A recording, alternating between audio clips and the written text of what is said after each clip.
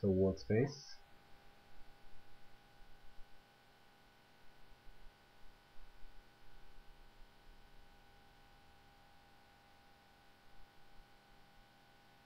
That's weird, because let's try to connect word space into the geometry path. Okay.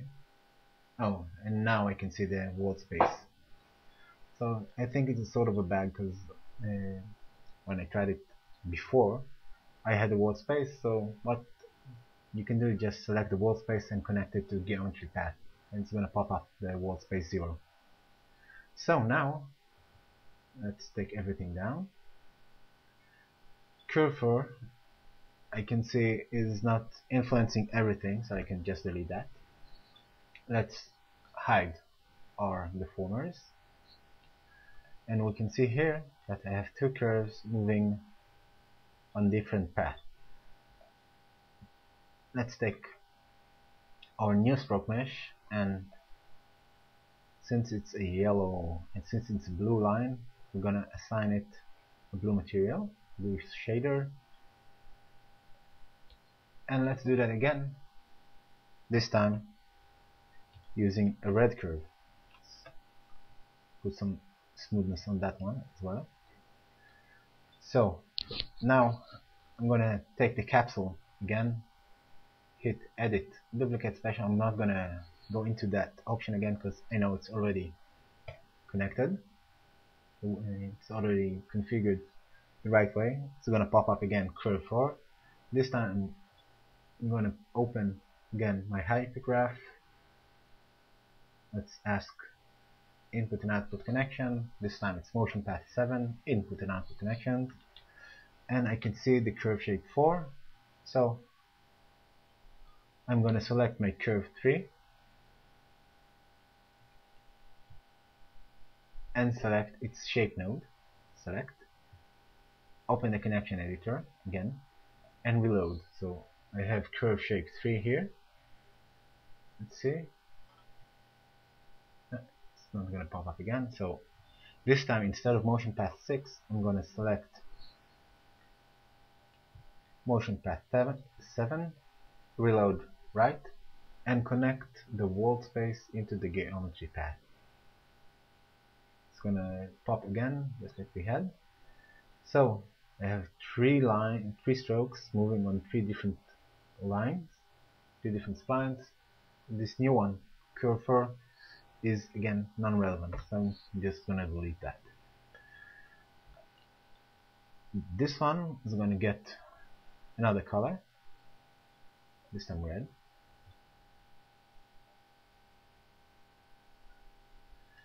So, and let's take a look from the camera, see what we have.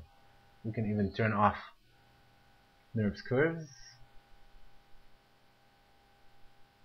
Okay, it's nice, it's cool, it's working. And the cool thing about it is, you can see here we have some sort of an intersection.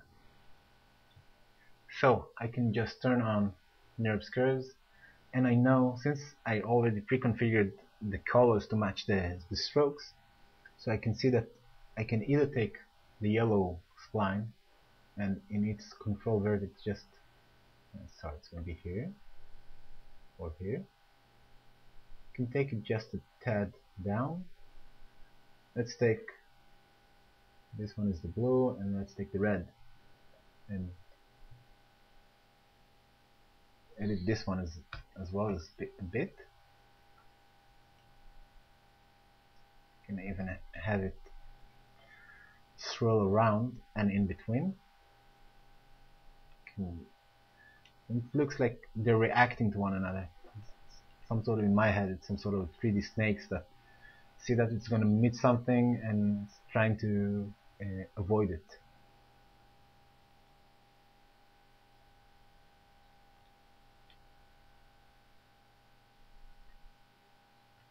Let's take again the yellow one.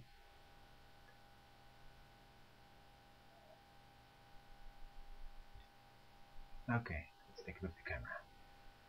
Again, just click on Show NURBS Curves.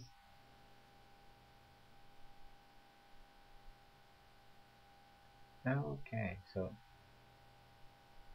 this one as well, we can play along with it.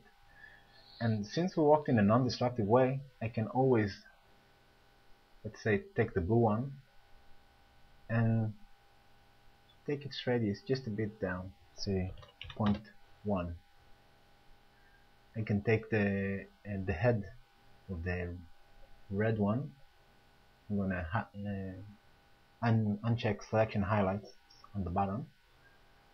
I can take the polycylinder and remove the subdivision cat from 1 to 0 to have it more round look to it. You can do that to all of them as well.